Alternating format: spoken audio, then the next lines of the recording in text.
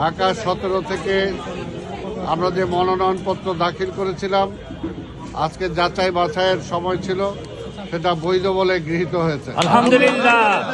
আমরা ঠিক একইভাবে আশা করি ইনশাআল্লাহ ঢাকা 17 জনগণ আগামী 12ই ফেব্রুয়ারি যে নির্বাচন, সেই নির্বাচনে বিপুল ভোটে আমাদের নেতা দেশনায়ক তারেক রহমানকে তারা বিপুল ভোটে নির্বাচিত করবে এবং আগামী নির্বাচনের পরে তিনি এই দেশের প্রধানমন্ত্রী হিসেবে দায়িত্ব নিয়ে ইনশাআল্লাহ বাংলাদেশের গণতন্ত্র আবার ফিরিয়ে আনবেন ইনশাআল্লাহ। আজকের শুধু এটাই বলতে চাই, বাংলাদেশের যখনই সংকটে পড়েছে তখনই জিয়া পরিবার সামনে এসেছে, তখনই বিএনপির সামনে এসেছে এবং প্রত্যেকটি সংকটের দায়িত্ব পালন করে উত্তরণ ঘটিয়েছে।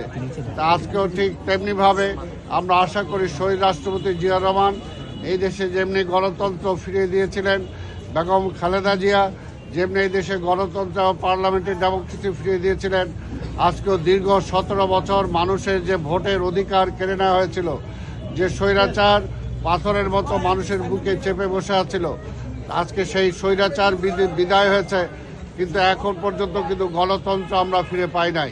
তাই আগামী নির্বাচনের মধ্য দিয়ে জনগণের ম্যান্ডেট নিয়ে ইনশাআল্লাহ বাংলাদেশ আবার একটি গণতান্ত্রিক রাষ্ট্র হিসাবে সারা বিশ্বের মুখে মাথা তুলে দাঁড়াবে এবং বাংলাদেশে আজকে যত সমস্যা আছে, অর্থনৈতিক সমস্যা সহ আজকে বিভিন্ন যে সমস্যা, সেই সমস্যাগুলোর সমাধান কল্পে ইনশাআল্লাহ তারেক রহমানের নেতৃত্বে আগামী সরকার সেটাকে সুযোগ্যভাবে সেই দায়িত্ব পালন করবে।